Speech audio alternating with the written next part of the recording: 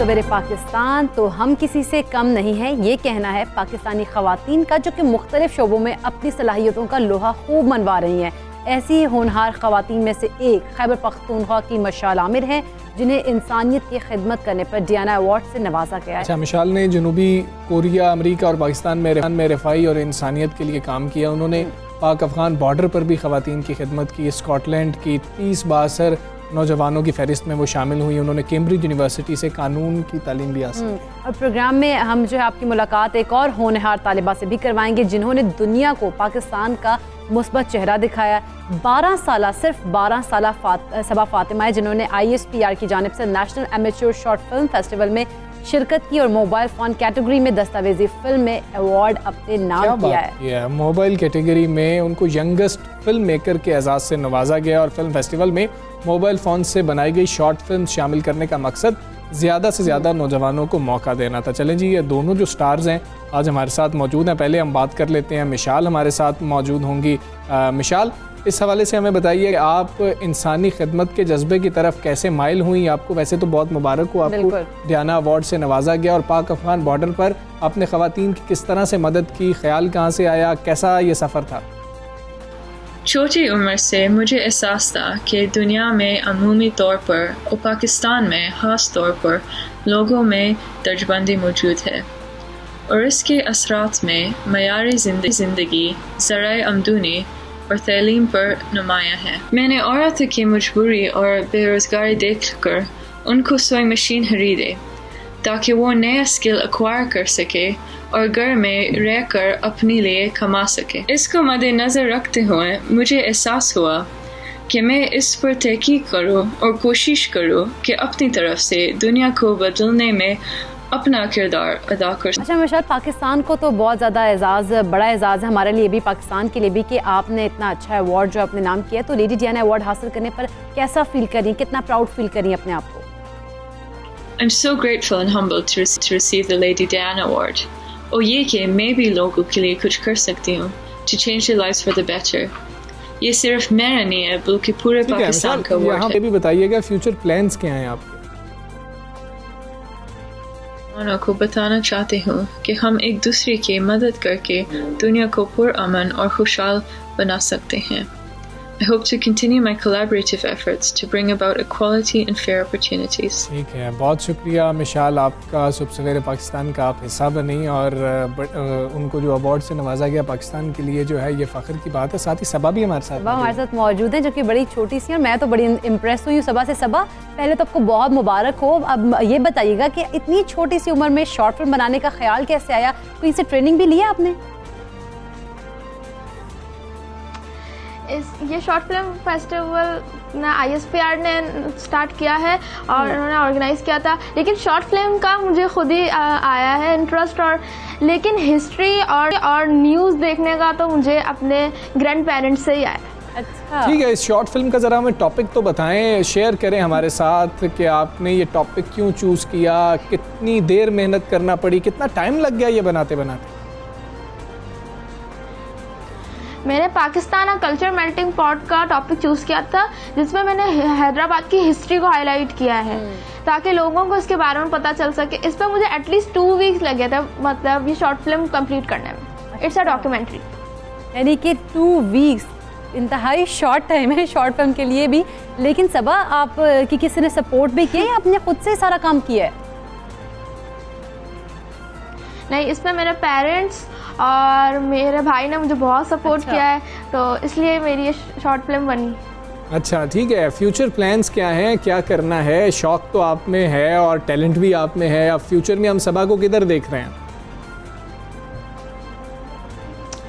मुझे तो ये शॉर्ट फिल्म का सिर्फ एक हॉबी है मेरी, लेकिन मैं आगे जाके CSS करूँगी, क्योंकि CSS is the only way to serve your country. तो मैं हैदराबाद को फिर डेवलप मज़ीद करना चाहती हूँ।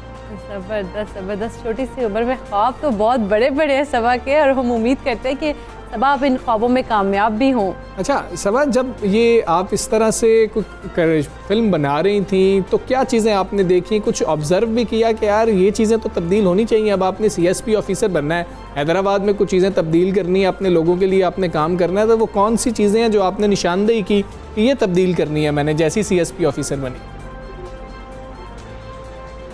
इसमें मैंने जो मार्केट्स दिखाई हैं और जो मैंने जगहें दिखाई हैं उनके अभी तक भी वो इतनी ख़ास मतलब वो नहीं है, मतलब ये इतनी पुरानी और इतनी हिस्टोरिकल प्लेसेस हैं, इनको थोड़ा डेवलप करना चाहिए, इनको आके देखें लोग, ताकि फिर उनको इस बारे में पता चले। तो मैं यही इन चीज़ों को मतलब मेरी शॉर्ट फिल्म बनाने का मतलब मकसद ही यही था कि मैं लोगों को दिखाऊं कि इस पे भी थोड़ी तवज्जो दें।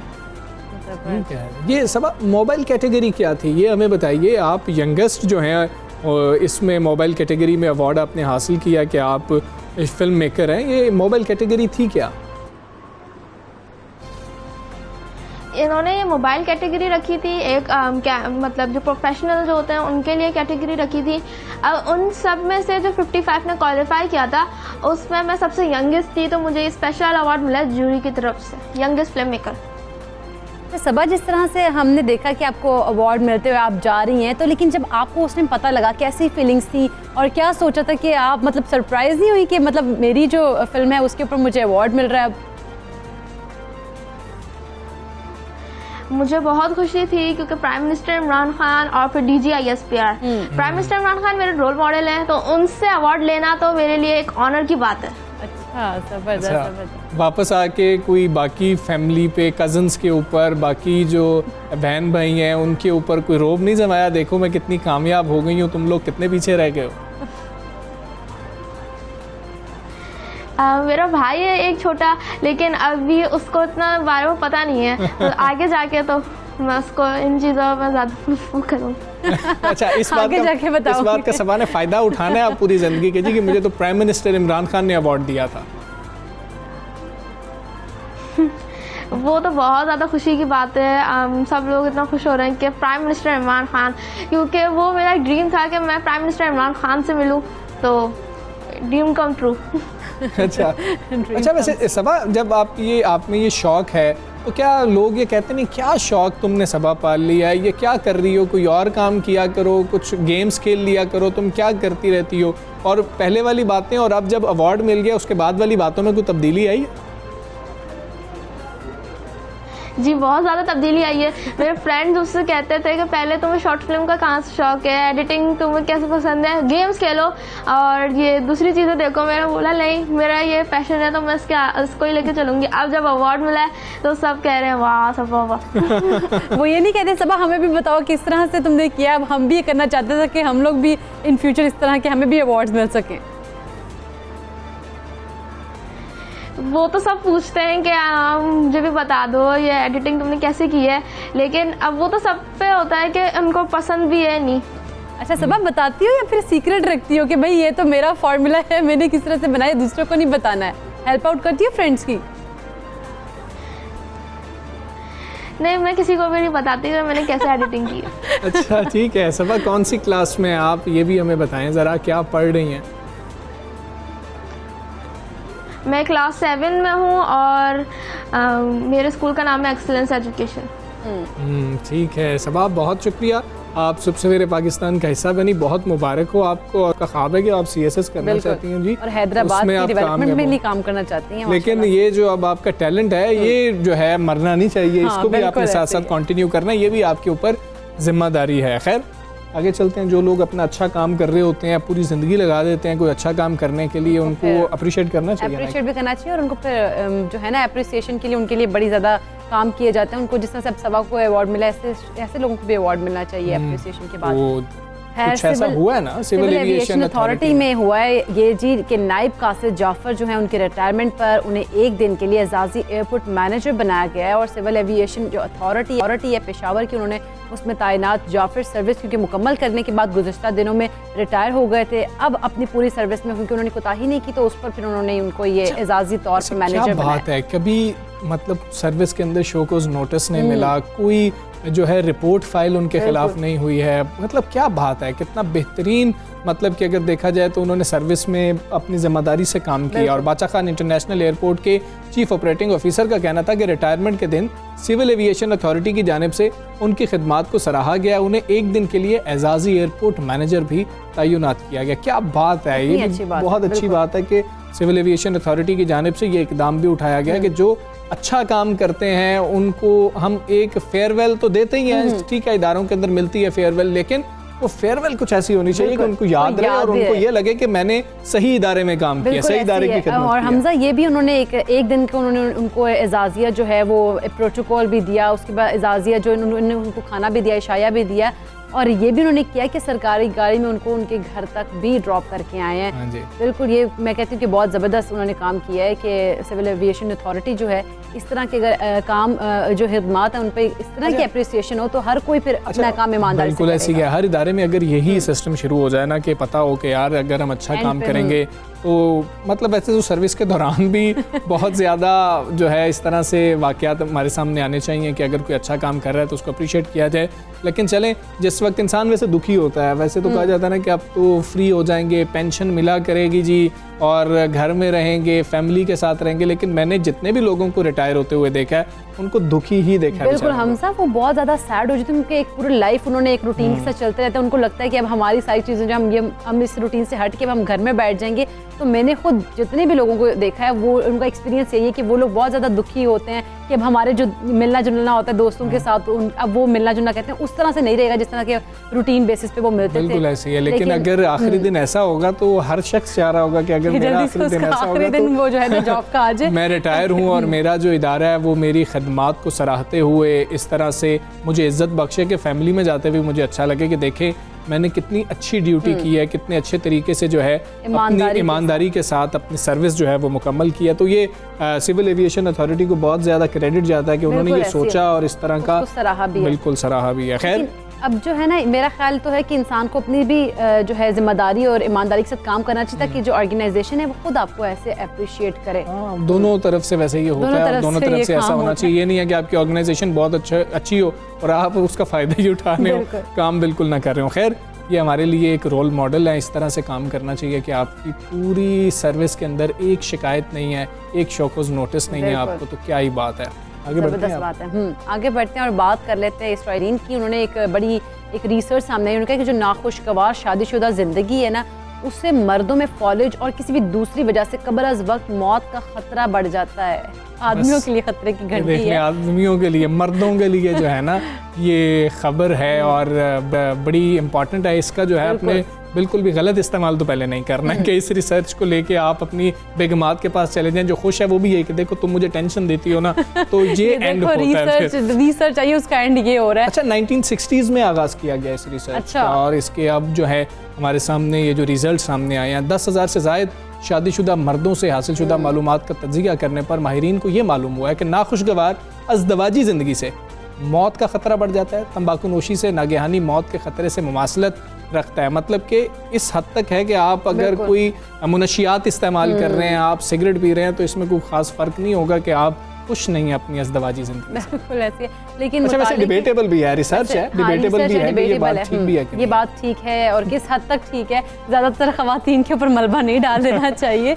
और खैर मुताले की जो इब्तिदा है उन्होंने उसमें कहा है कि जो नाखुशगवार शादीशुदा ज़िंदगी है उसकी शिकायत करने वाले 94% जो मर्द हैं उनको अगले 30 साल में फॉलेज का सामना करना पड़ सकता है, जबकि 21% जो मर्द हैं वो नागहानी मौत का नवाला भी बन सकते हैं। ये ख़तरनाक जो हक़ाइक़ हैं वो सामने आए हैं, लेकिन माहिरीन का ये ख्याल है कि ज़वाजी ज़िंदगी के मसाइल मर्दों को मुस्तक़बिल में जो है ना मुस्तकिल असाबी तनाव और डिप्रेशन वगैरह या बेसुकूनी में मुब्तला कर सकते हैं। मतलब उनको टेंशन हो सकती है और इससे होगा क्या, हमें पता है कि फॉलेज होता है, दिल के दौरे पड़ सकते हैं, मुख्तलिफ असाबी और जिस्मानी बीमारियाँ। खैर ये हमने आपको सब कुछ बता दिया। तो अपने खानगी और अज़दवाजी मसाइल का मुकाबला करने के लिए उनको क्या होता है कि वो चले जाते हैं जी तंबाकू नोशी करना शुरू कर देते हैं, शराब नोशी की तरफ, मुनशियात की तरफ, और मतलब कि जो भी इस तरह की बुरी आदत होती हैं उसमें जो है वो मुब्तला हो जाते हैं। फैमिली लाइफ जो है वो बिल्कुल ख़राब होकर रह जाती है। तो हमें ऐसे में करना क्या चाहिए? पहले तो इस रिसर्च पर भी यकीन करना चाहिए या नहीं करना चाहिए। हमारे साथ माहिर नफ्सियात मैरी पर मौजूद हैं, उनको हम शामिल गुफ्तगू करेंगे। मैरी अस्सलाम वालेकुम, गुड मॉर्निंग। ये रिसर्च पहले तो हमें ये बताया ना, सारा मलबा तो औरतों पे डाल दिया गया कि अज़दवाजी ज़िंदगी से वो खुश नहीं है। ये सिर्फ ख़वातीन की वजह से खुश नहीं होते या वैसे ही मर्द खुश नहीं होते? अच्छा देखिए, जो हम नॉर्मली जब शादीशुदा ज़िंदगी के अंदर जब कोई भी प्रॉब्लम्स आते हैं तो हमारी कोशिश होती है कि हम ब्लेम गेम्स करें ना, तुम्हारी गलती है, तुम्हारी गलती है। हम हमेशा एक्यूजेशन के ऊपर आ जाते हैं, उंगली दूसरे के ऊपर होती है। लाजमी तौर पर अगर एक मैरिज, एक शादीशुदा ज़िंदगी के अंदर अगर स्ट्रेस मौजूद है, तो जो स्ट्रेस है वो आपकी इमोशनल, साइकोलॉजिकल और फिज़िकल हेल्थ तीनों चीज़ों को अफेक्ट करता है। अगर फिज़िकल हेल्थ, जैसे कि आप लोगों ने अभी राइटली मेंशन किया कि अगर कोई बंदा इमोशनली स्टेबल नहीं है, स्ट्रेस के अंदर है, तो सर दर्द से लेकर हार्ट अटैक तक उसके दरमियान के अंदर जितनी कोई प्रॉब्लम्स आ सकती हैं, आपकी डेली रूटीन कैसे अफेक्ट होती है, ब्लड प्रेशर, आपके स्ट्रेस लेवल्स इंक्रीज़ होने की वजह से आपका बॉडी के अंदर इवन कोलेस्ट्रॉल लेवल इंक्रीज़ हो जाता है, बिकॉज आपके हार्मोन्स डिस्टर्ब हो जाते हैं।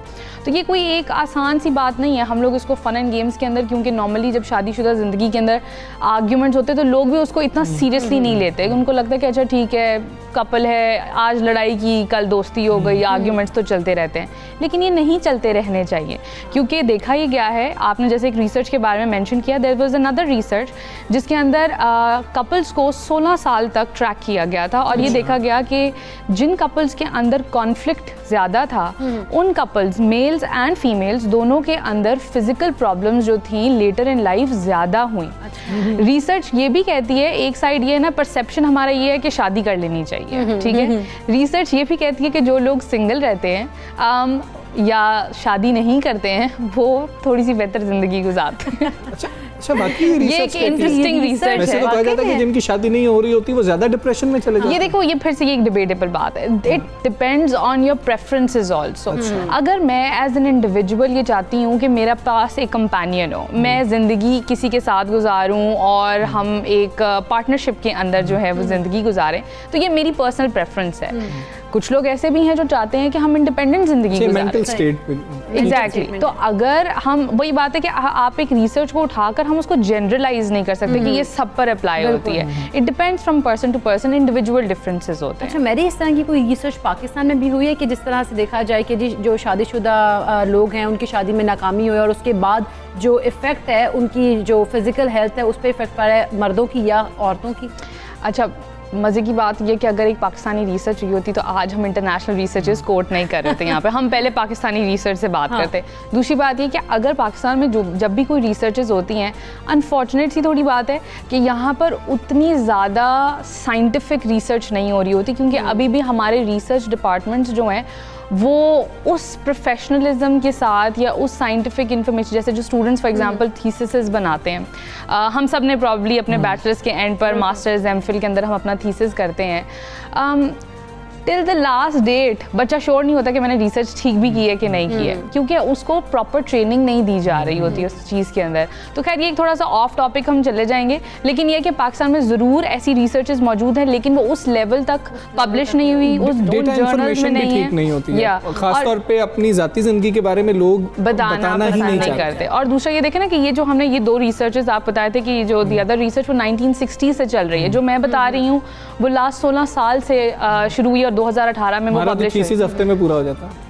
और ये इसको हम, इस रिसर्च को हम कहते हैं लॉन्गिट्यूडनल स्टडी। लॉन्गिट्यूडनल इज जो कि कुछ एक दिन या एक हफ्ते में नहीं, ये महीनों और सालों तक जो है वो कंटिन्यू रहती है। तो इसमें बहुत एफर्ट ज़रूरी होता है, ना सिर्फ एक्सपेरिमेंटर का या रिसर्चर का, बट ऑल्सो जो पार्टिसिपेंट्स हैं विड्रॉल कर लेते हैं ना लोग। चलें, ये खतरात तो मौजूद हैं, यानी कि चलें ज़्यादा मतलब कि तमाम लोगों में नहीं, कुछ लोगों में होंगे, तो क्या किया जाए इसके लिए? इन खतरात से बचा कैसे जा सकता है? अच्छा, पहली बात, नॉर्मली जब हम सोचते हैं ना कोई बंदा कि शादियां क्यों फेल होती हैं, सक्सेसफुल क्यों नहीं होती, लोगों के दरमियान क्यों कॉन्फ्लिक्ट्स होते हैं, जो मेन स्ट्रीम वजूहत है ना, जो लोग आपको नॉर्मली या हम जिनके बारे में बात करते हैं, पैसे हो गए, चीटिंग हो गई, रिलेशनशिप अदरवाइज हमारी बन नहीं रही आपस में।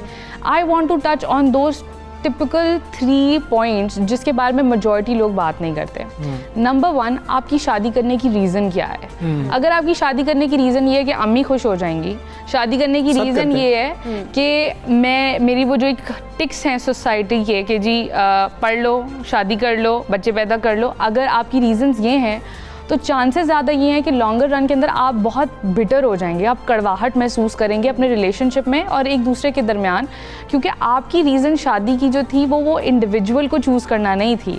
आपकी रीज़न ये नहीं थी कि मैंने एक पार्टनरशिप को चूज़ करना, बट आपकी रीज़न ये थी कि बस क्योंकि for the sake of getting married I am going to get married. Number 1। Number 2, अगर आपकी अपनी कोई इंडिविजुअल आइडेंटिटी नहीं है, आपकी अपनी कोई ज़िंदगी नहीं है, मैं अपने हस्बैंड के लिए ज़िंदा रह रही हूँ क्योंकि जी उनको मैंने सुबह उठना है, खाना पका कर देना है, बच्चों को तैयार करके स्कूल भेज देना है, इन लॉज का ख्याल रख लेना है, मेरी कोई इंडिविजुअल आइडेंटिटी नहीं है। Same for the guys. अगर एक लड़का शादी करता है और उसकी आइडेंटिटी ये बन गई है कि उसने बीवी और बच्चों के लिए घर से बाहर निकलना है, कमाना है, उसकी क्या आप खुद सोचे कि मेंटल स्टेट उसका क्या होगा। बिल्कुल। And the third important point is कि जब हम अपने रोल्स जो हैं उनको डिफ्रेंशिएट नहीं करते हैं अपनी पर्सनल और अदरवाइज सोशल प्रोफेशनल लाइफ को, और आप उसी के अंदर गुम हो जाते हैं, तो ये तीन जो हैं वो बहुत ही क्या कहना चाहिए ना, इम्पॉर्टेंट रीजंस है, इम्पॉर्टेंट मुझे रीजंस लगता है कि माइनर कहेंगे है। मेरी जिस तरह से हम इस रिसर्च की अगर बात करें तो उसमें खास तौर पर कहा गया है कि जो अगर फेलियर हो जाते हैं मैरिज में तो ज़्यादा इफेक्ट जो मर्दों पर पड़ रहा है, औरतों को क्या इससे कोई फर्क नहीं पड़ता है? क्यों इसमें रिसर्च में तो क्योंकि फोकस ज़्यादा मर्दों को ये फेलियर से भी ज़्यादा है कि ये अज़दवाजी ज़िंदगी चल रही है और अज़दवाजी ज़िंदगी के दौरान आप रिश्ता निभाने की कोशिश कर रहे हैं और उसके असरात मर्द पे ज़्यादा पड़ रहे हैं। अगर हम इसको मज़ीद बेहतर तरीके से इंटरप्रेट करें तो अब ये क्या है, इसमें क्या करना चाहिए, ख़वातीन का किरदार भी क्या होना चाहिए, मर्दों का किरदार क्या हम होना इसको स्पेसिफाई कर देते हैं ना, क्योंकि ऑब्वियसली हम हमेशा जब बात करते हैं ना डोमेस्टिक वायलेंस की, अब्यूज़ की, इमोशनल अब्यूज़ की, हम हमेशा कोशिश करते हैं कि हम औरत को एज विक्टिम शो करें, लेकिन मोस्ट डेफिनेटली एक आदमी भी, उसके अंदर भी जज्बात है, उसमें भी इमोशन है, वो भी स्ट्रेस फील कर सकता है। ये जो आपने बात की वो इस वजह से होता है क्योंकि जब आप एक कांस्टेंट स्ट्रेस से गुजर रहे हैं, जिसको आप ये कह सकते हैं क्रॉनिक स्ट्रेस, एक टर्मिनोलॉजी जिसको हम यूज़ करते हैं। क्रॉनिक स्ट्रेस का मतलब ये है कि जब आप एक लंबे अरसे तक स्ट्रेस का शिकार हैं, वो आपके ऊपर ये सब चीज़ों का असरात जो है वो होते हैं। फिर आपकी इमोशनल हेल्थ बिल्कुल ज़ीरो होती है, आपकी सेल्फ इस्टीम ख़त्म हो जाती है, आपको लगता है कि मेरी ज़िंदगी के गोल्स कोई नहीं है, क्योंकि अगर ज़िंदगी बस यही है कि मैंने अपने घर को प्रोवाइड करना है और मैंने ये एक्सपेक्ट करना है कि मेरी बीवी फिर आगे से कंप्लेन नहीं करेगी और अच्छी ज़िंदगी चलेगी, बच्चे अच्छे स्कूल में भी चले जाएंगे, वो हर चीज़ें जो हम एक आदमी से सोसाइटी में एक्सपेक्ट करते हैं वो कर रहा होगा, तो obviously it's a lot of pressure. अब इसके अंदर उसको करना क्या चाहिए? Stress management number 1। जहाँ से मैंने स्टार्ट की थी बात, वो जो 3 चीज़ें हैं कि आपने क्यों एक रिश्ता चूज़ किया अपने लिए, आपकी इंडिविजुअल आइडेंटिटी क्या है और आपका रोल एज अ पर्सन क्या है उस रिश्ते के अंदर। अगर I am not here to encourage divorce या टू इनकरेज कि आपको सिंगल रहना चाहिए, लेकिन आप अगर एक ऐसे रिलेशनशिप के अंदर हैं जो कि टॉक्सिक है और इस हद तक पहुंच गया, इस नहज तक पहुंच गया कि आपकी फिजिकल हेल्थ भी अफेक्ट होना शुरू हो गई है, देन दैट मीन्स कि एक mature conversation between the husband and the wife, कोई थर्ड पर्सन नहीं, maybe a marital counsellor, but between these 2 people वो नेसेसरी हो जाए। अच्छा, कम्युनिकेशन गैप कितना कम होना चाहिए किसी भी हम देखें एक जोड़े के अंदर कम होना चाहिए ताकि इस तरह के मसाइल जन्म ही ना ले रहे हो, आपस में डिस्कशन कर रहे हो? अच्छा, इतना ज़रूरी है कम्युनिकेशन गैप को कवर करना, क्योंकि जब आप बात करते हैं एक दूसरे से, आप ना सिर्फ एक दूसरे को एक्सप्रेस कर रहे होते हैं, अपना बर्डन लाइट कर रहे होते हैं, बट बात करते हुए आपको एक दूसरे की एक्सपेक्टेशंस भी पता चलती हैं एक दूसरे से, ठीक है? वो आपको किस तरीके से हेल्प करता है, नॉट बिकॉज आपने, अब आप कॉन्फ्लिक्ट का अगर वेट करेंगे कि कॉन्फ्लिक्ट आएगा, मसला बनेगा, हम तब बात करेंगे, आप कोशिश ये करें कि आप मसला होने से पहले ही प्रिवेंशन के ऊपर काम करें। प्रिवेंशन को कि एहतियात बेहतर है ना, तो एहतियात इलाज से, तो आप एहतियात अगर कर लेते हैं, इससे पहले ही डिस्कस कर लेते हैं कि भाई ये मेरी पर्सनैलिटी है, ये मेरे वो हैं प्रोज एंड कॉन्स है मेरे साथ रहने के, कबूल है? अगर कबूल नहीं है तो you have the choice to say कि कबूल नहीं है, जब तक कि आप फाइनली कबूल है नहीं कहते। ज़रूरी है, एक दूसरे को समझना बहुत ज़्यादा ज़रूरी है। बहुत शुक्रिया मेरी, आप सबसे बड़े पाकिस्तान का हिस्सा। तो ये बड़ी अहम एक रिसर्च है, आप लोग इसको ज़रूर देखें और अपने फैमिली को टाइम देना बहुत ज़्यादा इसमें ज़रूरी हो जाता है। और हमें आज इजाज़त दीजिए, अपना बहुत ख्याल रखिए, इंशाअल्लाह कल फिर मुलाकात होगी। अल्लाह हाफ़िज़।